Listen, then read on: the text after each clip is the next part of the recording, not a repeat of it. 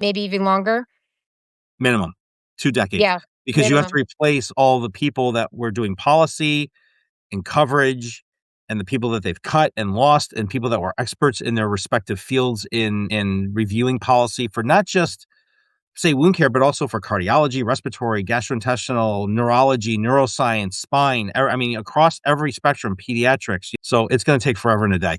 And beyond that, I mean, there's a huge problem throughout HHS, and that is that a lot of the people who have left have now been replaced in some cases with essentially political commissars Yep. who are acting as censors, who will, only push through research, only push through funding that is It's got to be a politically complete aligned with Maha and MAGA It's gotta goals. be a complete house cleaning. Like, literally, like, everybody like, honestly, like, the next president could basically say, "Listen, I am shutting down the federal government for 30 days.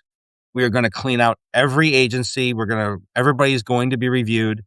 We're gonna take 30 days to get it all done. I'm directing all the agency directors, the acting agency directors to start cleaning house, and it's the only way it's gonna get fixed because this has been, and CDC is even worse, I think, because they've pretty much dismantled the CDC. So The it's CDC is dismantled and FDA is not functioning either. right. And I'm actually a lot more worried about FDA at this point because at least there's some redundant function of the A lot of CDC redundancy in FDA.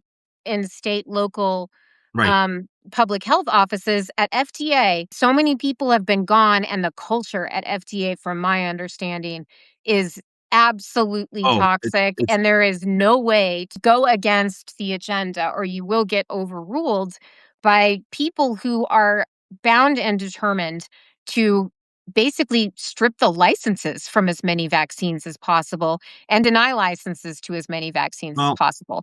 But I think this is an important point to make, Eric, because if you look at what happened with Moderna, a week and a half ago, the FDA, Vinay Prasad, the nation's top vaccine regulator, put out a refusal to file right, letter, which basically means the FDA won't review it for approval. right. And that's despite them being like, "Hey, FDA, is it cool?" And they're like, "Yeah." So this was unsurprising and This is after they went through 60 to 70 days of prior review with a different part of FDA that they came back and said, "No, we're just not gonna review it." correct. And Right. Vinay Prasad overruled a group of Mhm. They actually pushed it forward. yeah, and pushed it forward. But there was so much pushback. I mean, there was so much pushback that Marty McCary hilariously did a press conference that was a closed press conference.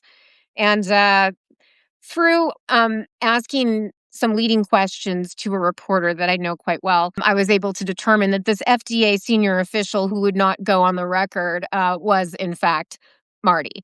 And I mean, he knew it was such a shameful decision that he wouldn't even allow reporters to be like, this is actually what the FDA commissioner says. I mean, Marty is the FDA commissioner. He's in charge of the FDA.